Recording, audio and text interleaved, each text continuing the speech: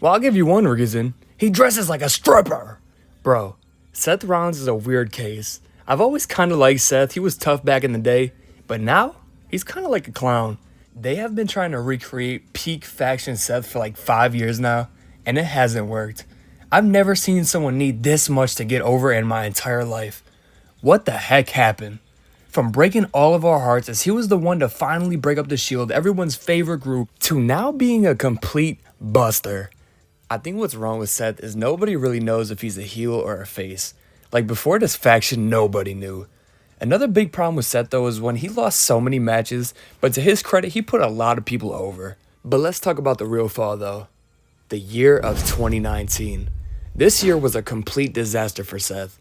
In 2018, Seth was hitting crazy peaks and carrying WWE on his back.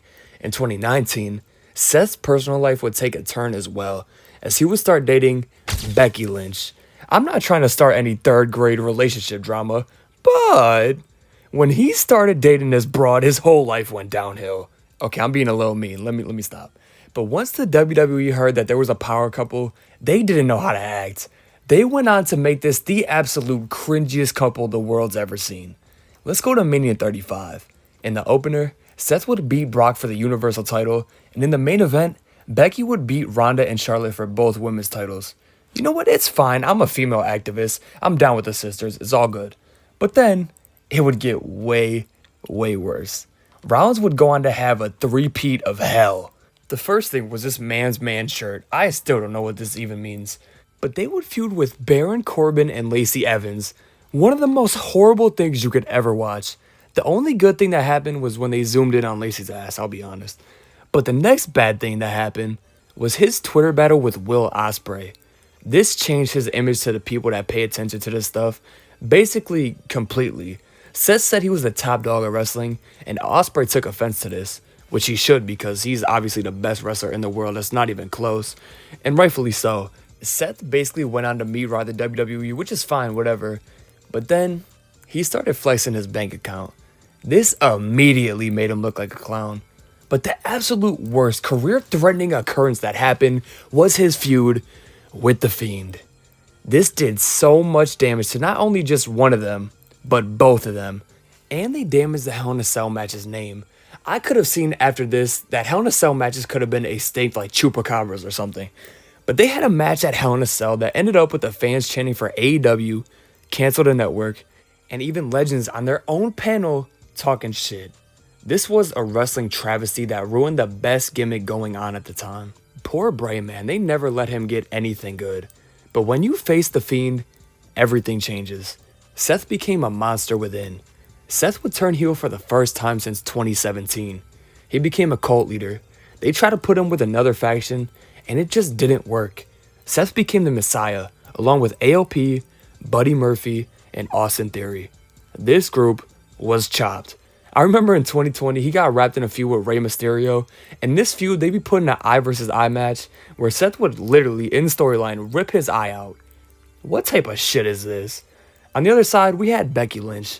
They had her doing the cringiest try-hard stuff I've ever seen. But on top of that, she would get in a feud with Shayna Baszler and destroyed all of her momentum when she beat Shayna at Mania. They were equally slaughtering their images at the same time. It's like they were just waiting for Seth to get something interesting to his character so he could get pushed to the moon. The reason I know that is because there was a news outbreak saying WWE is desperately trying to make Seth Rollins look cool. That is the most humiliating shit I've ever heard in my life. They know that Seth isn't on the level of a Roman, Cody, or Punk, but after the Messiah came the Drip God.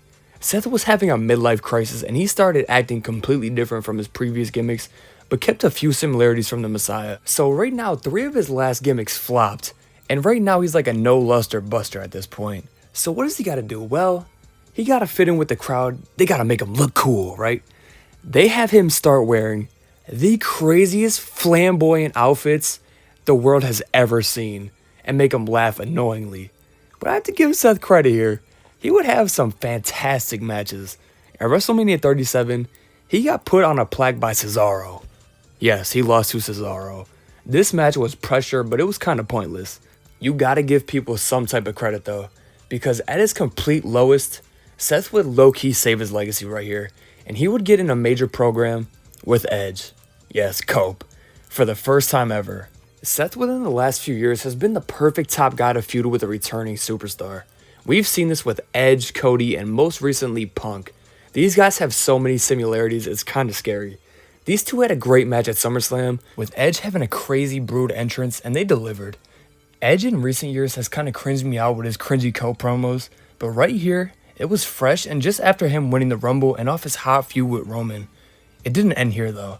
This feud got super personal as he would injure Edge's neck in a 1v1 rematch, and a few weeks later, Seth would raid his crib. He made himself cozy, he took some orange juice, he had a little apple. Nah, feet up on the table is crazy. He's violating every house rule. If this was Cena's crib, he'd air that joint out, no exceptions. He also broke a fashion rule, I don't know what this fit is. Either way, when things in WWE get personal, they put people in a Hell in a Cell. I think this is definitely the best match out of the three. But one thing with Seth is when he loses a lot, it doesn't really affect him that much. 2022 would be a much better year for Seth. I heard at day one, Seth was actually supposed to win the WWE title from Big E, but that went to Brock after Roman got hit with the COVID. But this is where the WWE started really leaning into the Shield's history. They do a lot now, but here it was very unique. We'd get like a 2-week Seth and Roman build, but it didn't matter. As soon as Seth came out, it was war. Seth betrayed Roman. Seth took away Roman's biggest moment from him. Seth always beats Roman. Seth came out with the Shield song, the Shield gear, and the crowd, and Roman didn't care about a wrestling match. This was personal. He beat the hell out of Seth with the same chair that Seth turned him on. Remember this for later on. The steel chair is Roman's worst enemy. The big moments wouldn't stop for Seth though. Fast forward to the build of WrestleMania 38, Seth actually didn't have anyone to fight at WrestleMania. One of WWE's top stars didn't have a match. Seth would go to Vince's office and he wanted to know what was up with it. Vince was going to handpick Seth's opponent for Mania. Rumors were going wild. This felt like Vince's farewell Mania, and with the tagline stupendous, we needed something crazy. Fast forward to WrestleMania, we got Cody Rhodes' WWE return for the first time in like 6 years. Still years later, this blows my mind. I cannot hate on this. This whole feud helped Cody out so much. They would have a bomb-ass trilogy. Cody would get a devastating pec injury. Terrible luck. As soon as he came back, he got sidelined. However, though, this is where Cody gained everybody's respect, and he was wrestled a Hell in a Cell match with this. Look at this. You couldn't have possibly put him with a better opponent, though. Seth would go 0-3 against Cody, but the message was clear. Seth could low-key call himself the best WWE in-ring wrestler of this era. Like, in-ring, Seth has it all. The problem with Seth, though, is outside of the ring. Like, what is his character? Why is he a goof? Like, he doesn't have as much star power as he should. Another reason, like I said earlier, though, is he's always there. I feel like we need to miss Seth. Cody just came back after leaving for like 6 years. Punk was gone for like 10 years. Roman is always gone. Seth has been here grinding for years and years. That's gotta add to it.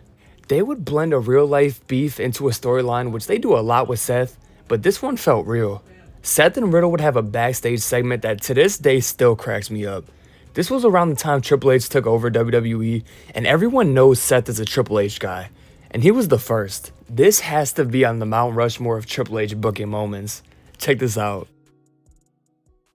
Your wife divorced you and took your kids and they don't want to see you anymore, huh? Yo, he was ragging on him this whole promo. The crazy thing is, Riddle would actually talk about this, and he said that Seth really didn't allow him to talk about his family, so that's why it was so one-sided.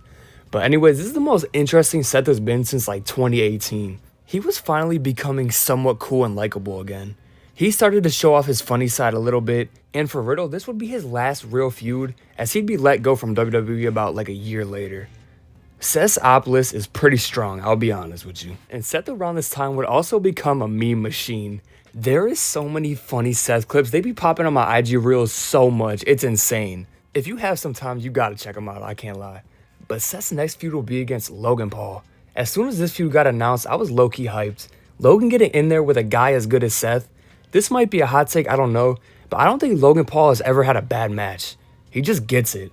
I saw a clip, and hopefully I can find it again, But Logan did a lionsault from all the way across the ring. Like, he cleared 3/4 of the ring.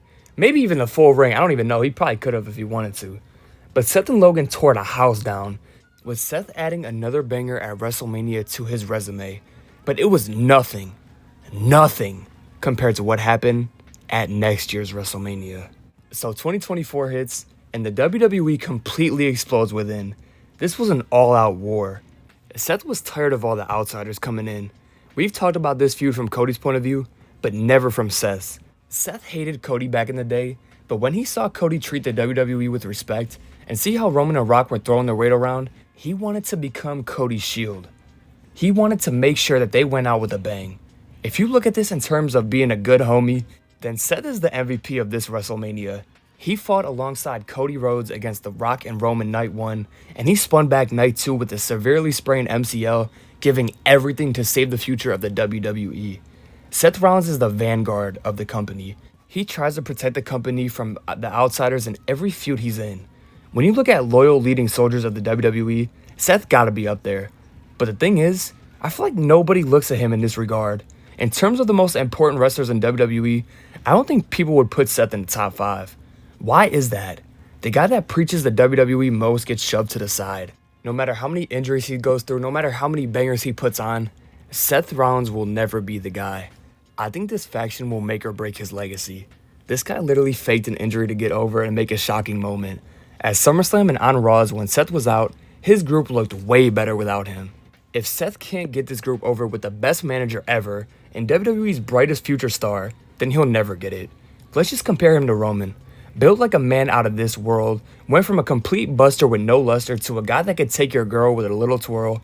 The Bloodline story made people look at Roman as the top star he always wanted to be.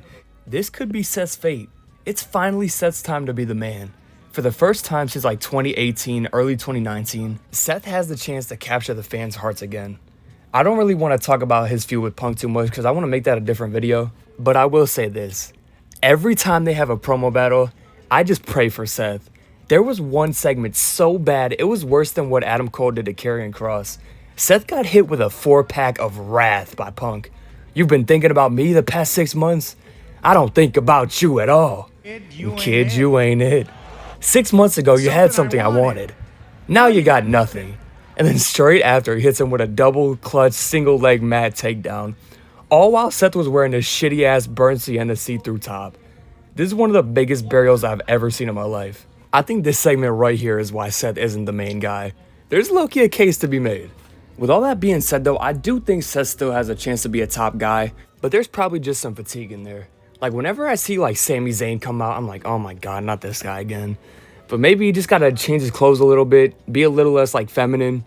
Like, I don't know, like bulk up maybe, get like a new haircut. I don't know, something. He needs something, bro. I don't know what it is yet. But if he can't get this group over with the best manager, the best young star, and whatever Bronson Reed is, then he might be cooked. But with all that being said, comment, like, subscribe, all that. Go follow the TikTok, the Instagram, everything. We're coming back, bros. Let's get it. I'm out.